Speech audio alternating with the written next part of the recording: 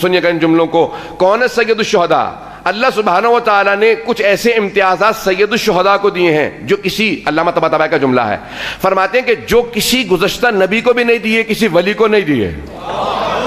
علامہ Tabatabai صاحب المیزان فرماتے ہیں کہ میدان کربلا میں اللہ نے وہ مقامات، وہ کچھ ایسے خصائص دیے ہیں. علامہ طباطبائی کہتے ہیں کچھ ایسے خصائص دیے سید الشہداء کو جو کسی نبی کو پیش نہیں کیے، کہ صرف اور صرف واقعہ کربلا کی وجہ سے. اور آیت اللہ شیخ جعفر شوشتری نے پوری کتاب لکھی ہے خصائص الحسینیہ، کہ یہ حسین سے مختص ہیں چیزیں، کہ اللہ نے کہا کہ صرف میرے حرم میں 3 دعاؤں کی ضمانت ہے، کہ باقی جتنے حرم میں 1 دعا کی ضمانت، کہ لیکن حسین ابن علی کے حرم میں بھی 3 دعاؤں کی ضمانت.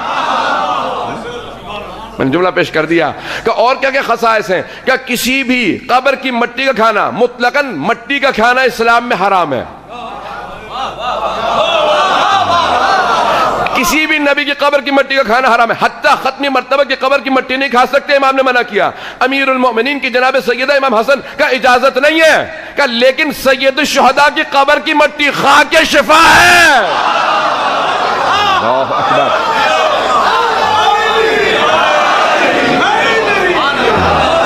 توجہ ہے نا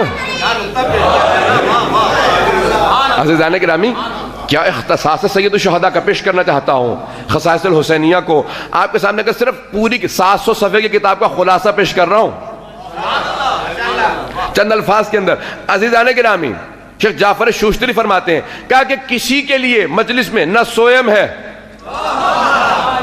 نہ کسی نبی کا، نہ کسی ولی کا، نہ کسی امام کا، نہ کسی وصی کا، نہ سویم ہے، نہ 10واں ہے، نہ 20واں ہے، نہ چہلم ہے، کہ سید الشہداء کے لیے پہلے 10 دن شہادت سے پہلے، کہ شہادت کے بعد سویم ہے، 10واں ہے، 20واں ہے، چہلم تک ہے، 2 مہینے، 2.25 مہینے، کہ کیوں؟ کہ ایک شہادت کی وجہ سے وہ جو اللہ نے کسی نبی کو نہیں دیا حسین کو دیا. اللہ اکبر.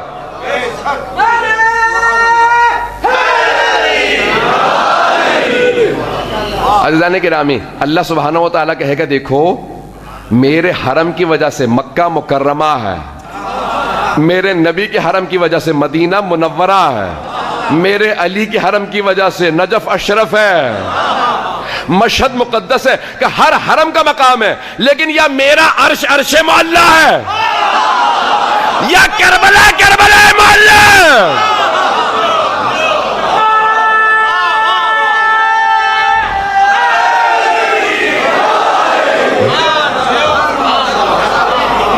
بہت محبت سے سن رہے ہیں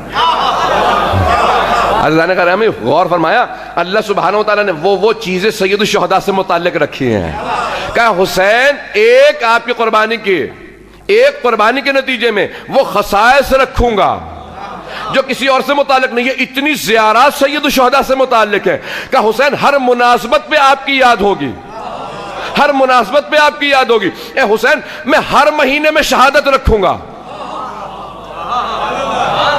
ہر مہینے میں شہادت ہے، رجب کے مہینے میں بھی شہادتیں ہیں، ماہ رمضان میں بھی شہادت ہے. ذی الحج کے مہینے کو عیدوں کا مہینہ کہا جاتا ہے.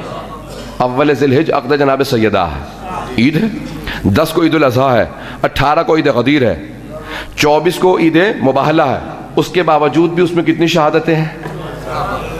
صرف ایک مہینہ ہے پورے سال میں، ماہ شعبان، جس میں کوئی شہادت نہیں.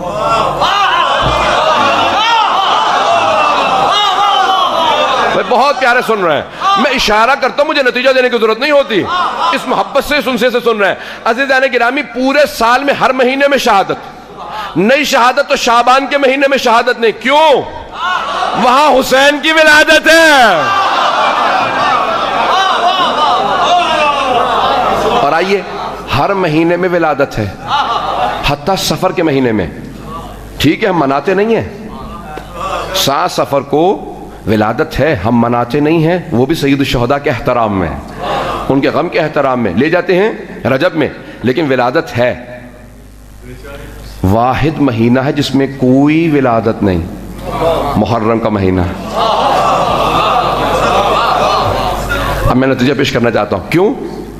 شعبان میں کوئی شہادت نہیں، محرم میں کوئی ولادت نہیں، شعبان میں کوئی غم نہیں، محرم میں کوئی خوشی نہیں۔ اے حسین، اللہ سبحانہ وتعالیٰ کہے گا اے حسین جہاں آپ کی خوشی ہے وہاں کوئی غم نہیں، جہاں آپ کا غم وہاں کوئی خوشی نہیں۔ اے حسین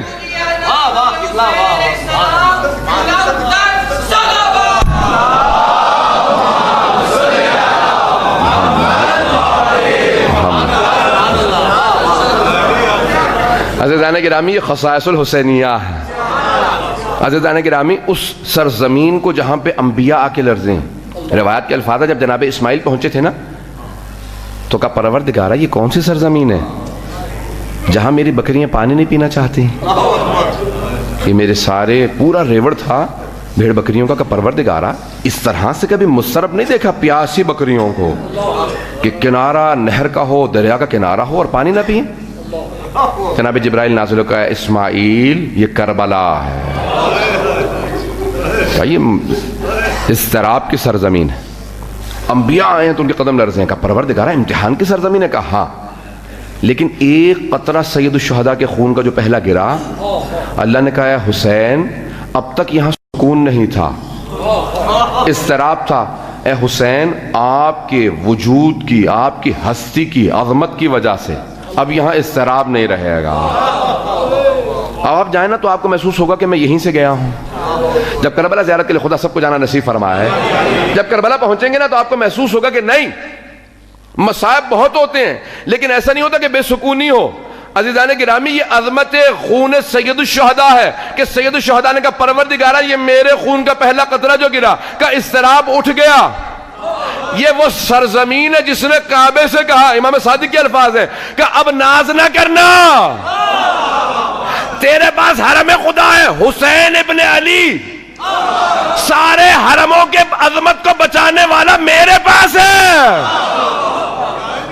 چھٹے امام کے الفاظ ہیں کہ خانہ کعبہ نے ساری زمینوں سے کہا کہ اب کوئی ناز نہ کرے مجھ پہ، کہ سب کی عظمتوں کو بچانے والا میرے پاس ہے۔ پیش کروں جملے کو، میں اپنی ایک تحلیل پیش کرنا چاہتا ہوں خاص طور سے نوجوانوں کے لیے۔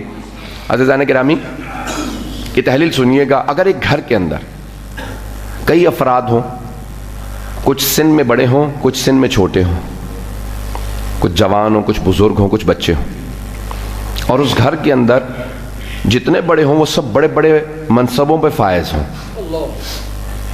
تو وہاں پہ چھوٹے بچوں کو اپنی بات منوانا بہت مشکل ہوتا ہے۔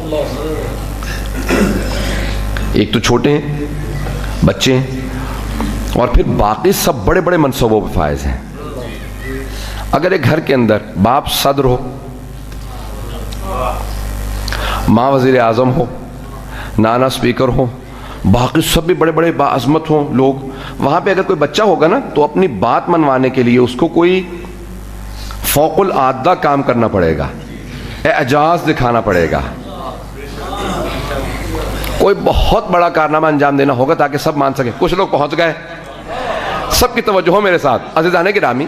اور اگر کسی گھر کے اندر باپ سید الاولیاء ہو، ماں سیدۃ النساء العالمین ہو، نانا سید الانبیاء ہو، نانی ملیکۃ العرب ہو، دادا سید بطحا ہو، پورے مکے کا سردار ہو، دادی کعبے میں جاتی ہو، پتہ نہیں میں پیش کر پایا ہوں یا نہیں، کوئی چچا حمزہ سید الشہداء ہو، کوئی جعفر طیار ہو، بھائی جوانان جنت کے سردار کا مصداق ہو، وہاں پہ ایک 3 برس کا بچہ ہو، وہ سب سے مخاطب ہو کے کہے نانا آپ کی رسالت کو میں بچاؤں گا، بابا آپ کی ولایت کو میں بچاؤں گا، مادر گرامی آپ کی عظمت کو میں بچاؤں گا، بھیا حسن آپ کی عظمت کو میں بچاؤں گا۔ عزیزان گرامی، اب یہ سارے بزرگوں کی محبتوں کے مرکز نہ بنے تو اور کیا بنے؟ آپ نے غور فرمایا کہ جہاں اتنے باعظمت ہوں وہاں کوئی حسین ہو، اب سب کے سب مخاطب ہو کہ حسین، آپ نے ہم سب کی زحمتوں کو بچایا. سارے انبیاء کی زحمتوں کو بچانے والی ہستی کا نام حسین ہے. عبادتوں کے بچانے والی ہستی کا نام حسین ہے.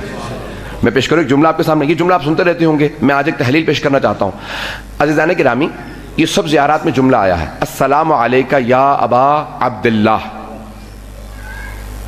اے ابو عبداللہ آپ پہ سلام ہو. سب کا اتفاق ہے کہ یہ سید الشہداء سے متعلق ہے. امام حسین کو کہا ہے. ہر امام نے جب بھی امام حسین کو سلام کر کے کہا نا کہ سلام ہو آپ پر, ابو عبداللہ, اے عبداللہ کے بابا آپ پہ سلام ہو. تو اس لیے کچھ علماء نے یہاں تک لکھا کہ نہیں, ایک بچہ تھا جس کا نام عبداللہ تھا. ٹھیک ہے, مجھے اس میں بحث نہیں ہے, لیکن ختم مرتبہ نے جب پہلی مرتبہ آغوش میں لیا تھا نا, تو اس وقت کہا تھا یہ ابو عبداللہ ہے. بہت سے پہنچ گئے ہیں. میں ایک تحلیل پیش کرنا چاہ رہا ہوں, انشاءاللہ تعالی آج کی مجلس کا میری طرف سے تبرک ہوگا. عزیزان گرامی, ابو عبداللہ, اور مستحب یہ ہے کہ اگر کوئی زیارت نہ یاد ہو تو نماز کے بعد کربلا کی طرف اشارہ کر کے کہہ دو السلام علیکہ یا ابا عبداللہ. نماز کے بعد کہہ دو اے حسین آپ ابو عبداللہ ہیں آپ پہ سلام ہو. نمازی کے بعد کیوں, مجلسی کے بعد کیوں؟ کیونکہ یہ عبادتیں ہیں. نماز عبادت ہے, مجلس عبادت ہے. توجہ ہے سارے مجمع کی. انشاءاللہ تعالیٰ ایک مطلب کو پیش کرنا چاہتا ہوں, پورا خون جگر لگا کے پیش کروں گا, نہ سینہ صادر ہے نہ گلا, لیکن میں مطلب کو پیش کرنا چاہتا ہوں. عزیزان گرامی, معصوم کا جملہ ہے, امام معصوم کا. ہر امام نے سلام کیا تو کہا السلام علیکہ یا ابا عبداللہ. خود امام حسن مجتبیٰ نے بڑا بھائی ہوتے ہوئے جب بھی جناب سید الشہداء کو پکارا تو اکثر کہا ابا عبداللہ, اے عبداللہ کے بابا آپ پہ سلام. عبداللہ کے بابا, عبداللہ کہتے ہیں اللہ کے بندے کو. عبداللہ اللہ کا بندہ یعنی اللہ کی بندگی کرنے والا, اللہ کی عبادت کرنے والا. عبداللہ یعنی اللہ کی عبادت کرنے والا. سارے مجمع کی توجہ, اللہ کی عبادت کرنے والے کے باپ, یعنی اب قیامت تک جو بھی عبادت کرے گا, قیامت تک آنے والے ہر عبادت کرنے والے کے باپ کا نام حسین ہے.